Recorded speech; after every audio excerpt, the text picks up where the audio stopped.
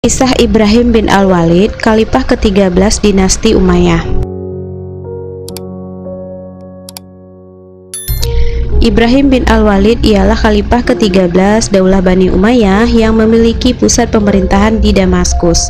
Ia menjadi khalifah menggantikan saudaranya Yazid bin Walid alias Yazid III melalui surat wasiat yang ditulis oleh Katan.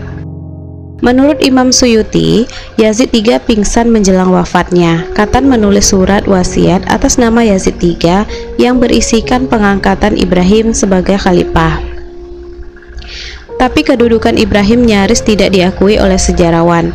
Dalam buku The History of Al-Tabari disebutkan, terjadi proses delegitimasi yang intens terhadap kedudukannya. Hanya seminggu menjabat sebagai khalifah, kekuasaannya menyusut menjadi hanya sekadar amir. Dan hanya seminggu kemudian, ia pun seakan hilang dari orbit kekuasaan, bukan khalifah, bukan pula seorang amir. Ibrahim hanya memerintah dalam waktu yang singkat pada tahun 744 Masehi, yaitu hanya selama 70 hari sebelum akhirnya ia bersembunyi dari ketakutan terhadap lawan-lawan politiknya. Ia agak lebih lama dari durasi kekuasaan Muawiyah bin Yazid alias Muawiyah II yang hanya menjabat selama 40 hari saja. Ibrahim bin Walid naik tahta ketika kondisi pemerintahan Umayyah sedang tidak stabil. Banyak terjadi perselisihan di antara keluarga Umayyah sendiri. Selain itu, Ibrahim bin Walid tidak sepenuhnya didukung menjadi khalifah dan ditentang oleh beberapa pejabat pada masa itu. Salah satu pejabat yang secara terang-terangan menyatakan ketidaksetujuannya terhadap kenaikan tahta Ibrahim bin Walid menjadi khalifah adalah Marwan bin Muhammad.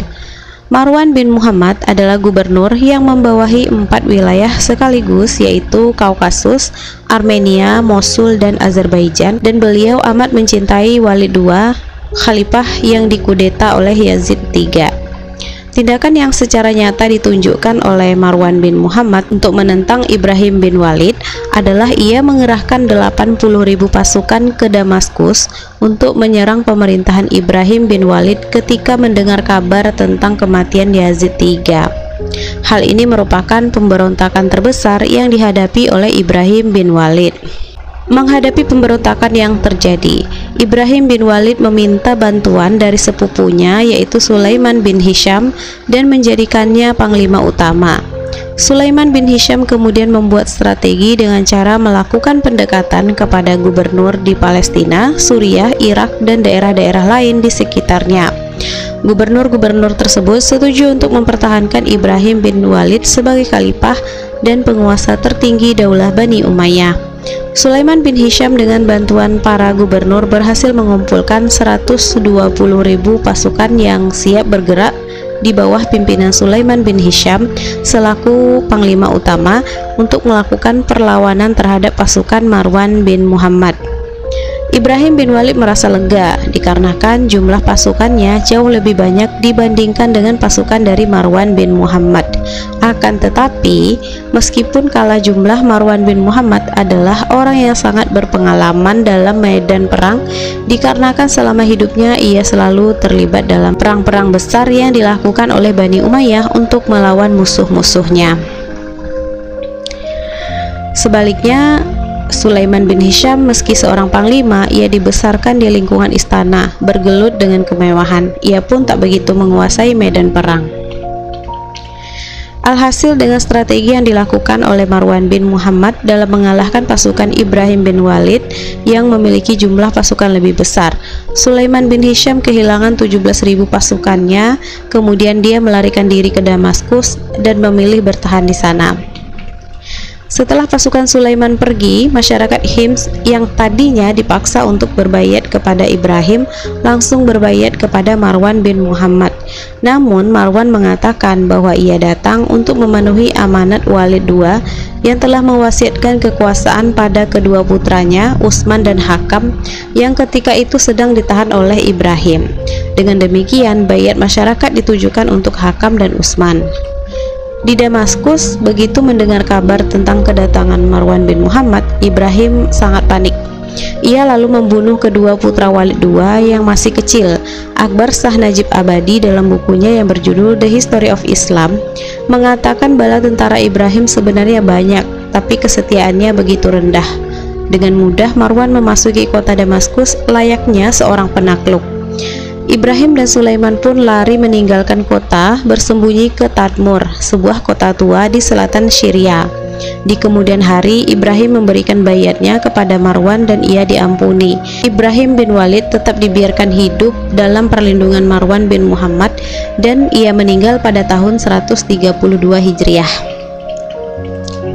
Begitu memasuki istana Damaskus, hal pertama yang dicari Marwan adalah Hakam dan Utsman, putra-putra Walid II, yang ternyata telah tewas dibunuh.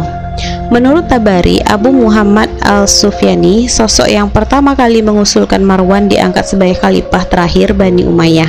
Dikisahkan bahwa Abu Muhammad dibawa ke hadapan Marwan dalam keadaan terikat. Lalu ia secara tiba-tiba menunduk dan berbayat kepada Marwan bin Muhammad. Melihat kejanggalan ini, Marwan kebingungan dan bertanya alasannya melakukan hal tersebut. Meski ia salah satu sosok paling berpengaruh pada masa itu, tetapi menjadi khalifah bukanlah sesuatu yang dibayangkan oleh Marwan. Ia hanya datang ke Damaskus demi hak orang yang dicintainya, yaitu Walid II dan putra-putranya yang merupakan keponakan kesayangan dari Marwan bin Muhammad. Dan kini semuanya sudah tiada. Abu Muhammad lantas menyampaikan kepadanya bahwa pesan terakhir putra Walid II, Hakam, ingin Marwan yang menggantikan dirinya menjabat sebagai khalifah. Abu Muhammad lantas mengulurkan sebuah puisi yang ditulis oleh Hakam di dalam penjara, yang hal tersebut menyiratkan amanat kepada Marwan untuk menjabat sebagai khalifah. Dengan perasaan yang bercampur aduk, akhirnya Marwan menerimanya. Ia dilantik sebagai khalifah pada akhir tahun 126 Hijriah dan lebih dikenal dengan sebutan Marwan II untuk membedakannya dari kakeknya Marwan bin Hakam. Kembali ke Ibrahim bin Al-Walid, pada masa pemerintahan pendek itu telah dilakukan penerjemahan buku-buku filsafat Yunani ke dalam bahasa Arab. Hal ini mengakibatkan lahirnya golongan mutakaliman seperti Mu'tazilah, Jabariyah, Ahlus Sunnah, dan sebagainya. Ibrahim wafat pada 25 Januari 750 Masehi dengan status bukan sebagai khalifah dinasti Umayyah.